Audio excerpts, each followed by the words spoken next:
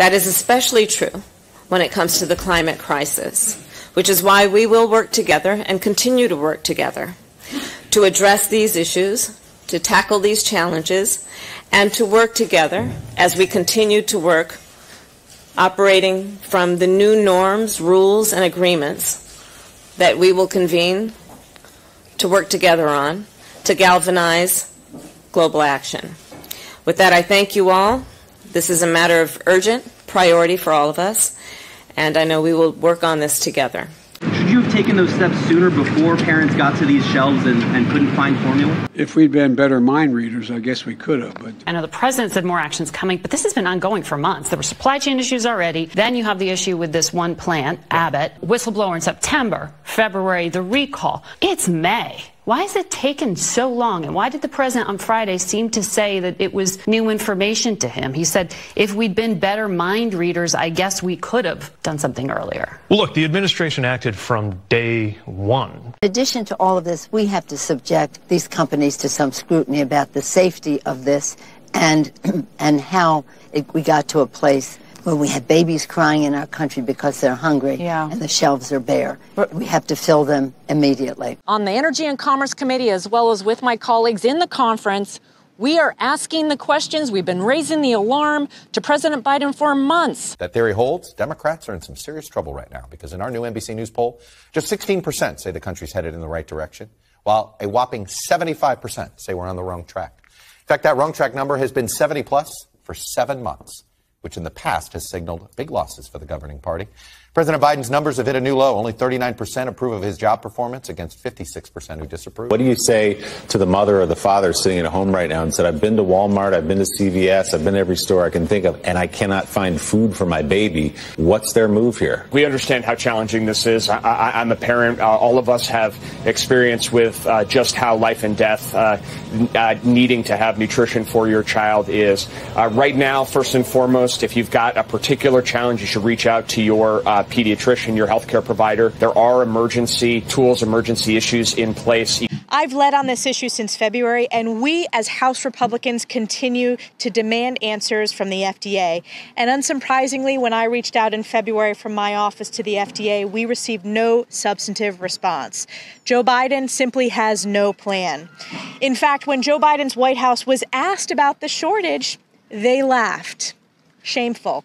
And think about the fact that in Joe Biden's America, it seems like it's easier to get a crack pipe in a government-funded smoking kit than it is to find baby formula. I'm a new father of a 4-month-old. This crisis has been brewing for months. Since my 4-month-old has been born, I've had my entire family across 4 states scouring shelves looking for formula for which he is dependent to survive.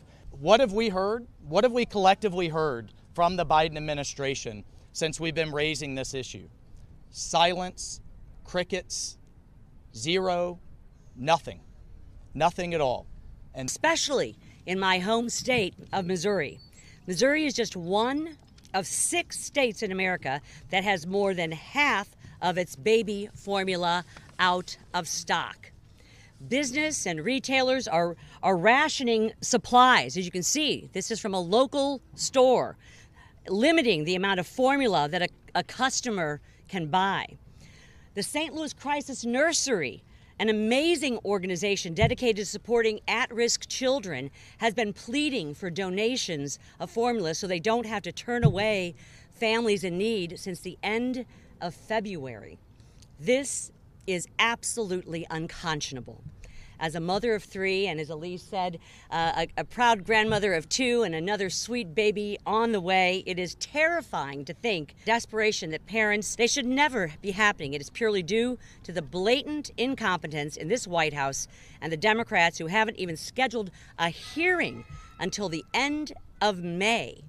This has been weeks and weeks since the end of February. Last question. Are you definitely going to rule out ever being a presidential candidate again? Or if there's an open race in 2024, could you Why did I think you might ask that question? Well, Faz Shakur wrote it in his memo.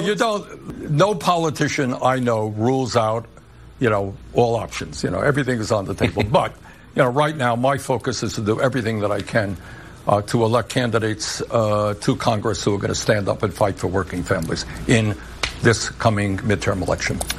Do you think at this point, being pro-life, you can't be in the Democratic Party or in the Democratic coalition? Are you ready to go that far? I mean, that's it. We will see. All that I can say is I think you have the overwhelming majority of people who consider themselves to be Democrats to be pro-choice. I have been pro-choice my entire life. Would you encourage private companies to provide travel for abortions as a health benefit? Well, of course that, but the fact is we as a country, let's just put this in perspective. What we